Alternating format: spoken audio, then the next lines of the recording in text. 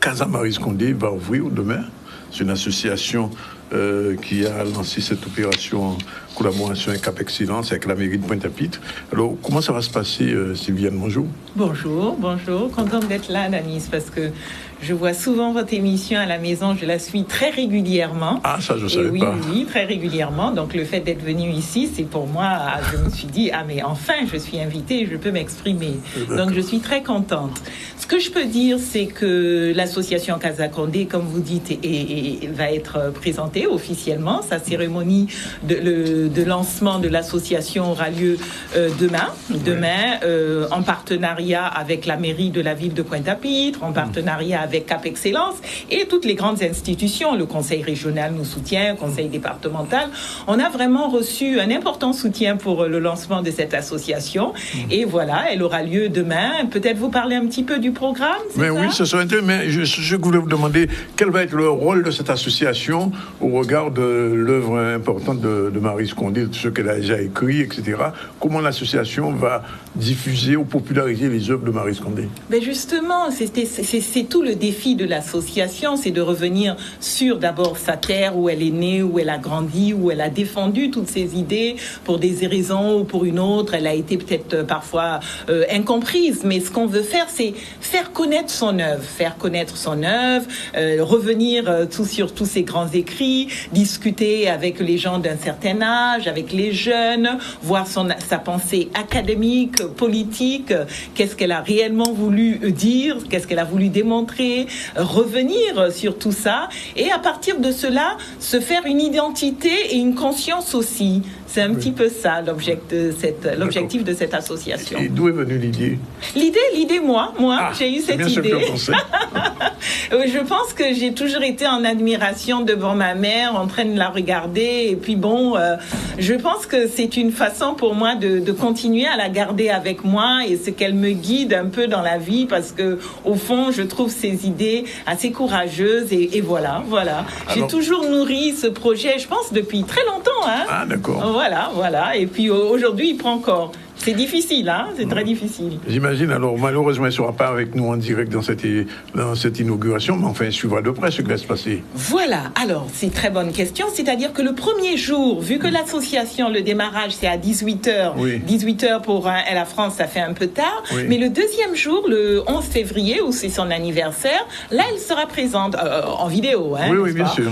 Et donc, on pourra lui chanter joyeux anniversaire, faire des petites présentations, et voilà.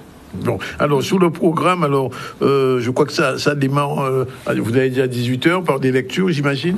Par des lectures, des passages, des extraits de ses ouvrages. Donc voilà, ça démarre avec ça. Après, je pense qu'il y a les officiels qui vont intervenir, bien sûr, n'est-ce pas? Après les officiels, on aura un film sur le parcours de Maryse Condé. Je crois que je connais ce film. Non, vous le connaissez pas. C'est pas le même. C'est pas le même. Ah, je crois que c'était le même. Parce que justement, on a fait un effort d'assembler tout ce qui a été fait sur elle. Tout ce qui a été fait sur elle. Donc c'est vraiment un cocktail de tout ça. D'accord. Non, il vaut la peine d'être vu. Bien. Après ça, on va lire les mots de remerciement de Maryse Condé. Et puis on passe au témoignage de tous les intellectuels et aussi de tous ses amis, parce que Maryse Condé, elle ratisse large. Absolument. Elle ratisse large, et on a les universitaires, on a des poètes, on a voilà. Non, j'ai vu, il y a plein de gens. Jean-Marc Ayrault, José Pentescope, entre autres, Stas Janqui, je vais citer encore Joël Nanquin, Laure Cassin, Pierre Saint-Luce. Oui, ça fait Maryse Romanos, etc. Ça donne envie d'être là, n'est-ce pas? Oui, absolument. Et ça va se terminer sur un fond musical d'extrait d'ouvrage de Maryse Condé avec Madame Loyal, Chantal Loyal, qui est très connue aussi. Chantal est très connue. On a eu l'occasion de la recevoir ici souvent. Vous allez la recevoir là? On a eu souvent l'occasion de la recevoir ici. Très bien. Caco. Oui. Alors moi, je vais vous poser une question. Quel est le livre de Maryse Condé que vous aimez le plus? Celui que j'aime le plus, moi, c'est son premier, Here Makonnen. Ah bon? En attendant le bonheur. Je l'adore.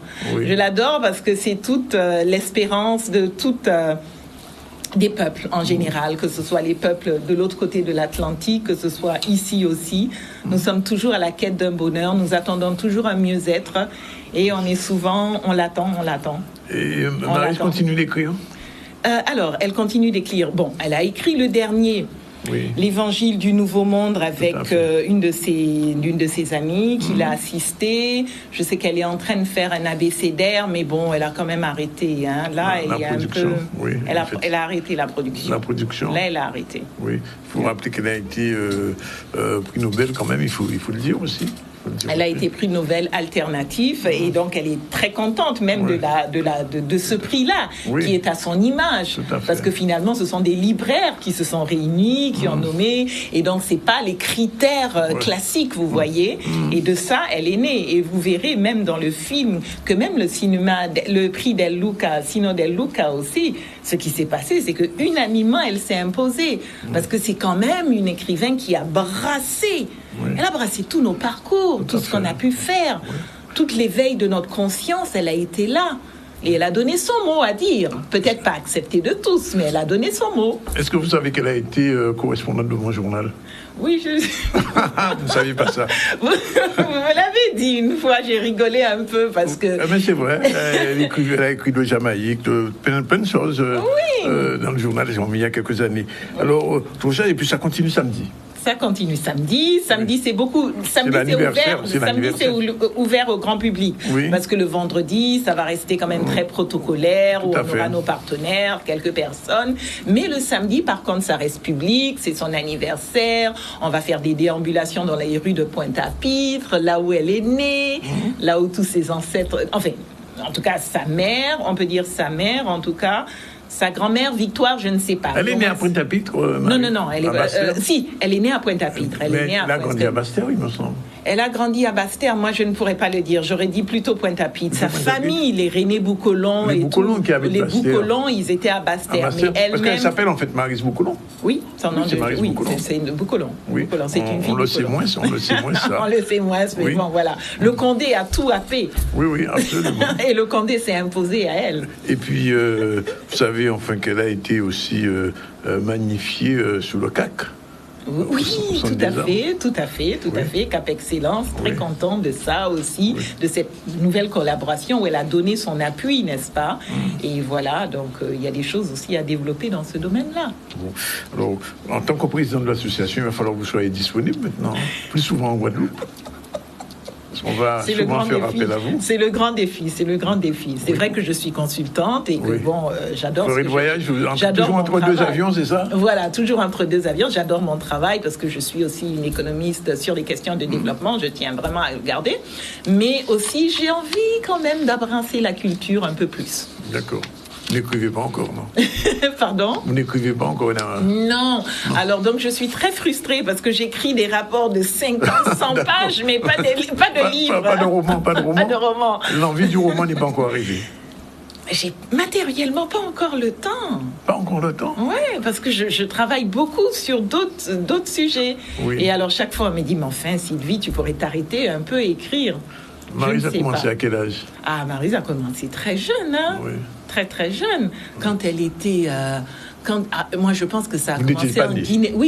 Oui, ça a commencé en Guinée. Je pense qu'elle a vu un peu cette dictature naissante avec ces jeunes qui étaient pleins d'espoir. Et le déclic est venu de là aussi. Oui, hein. D'accord.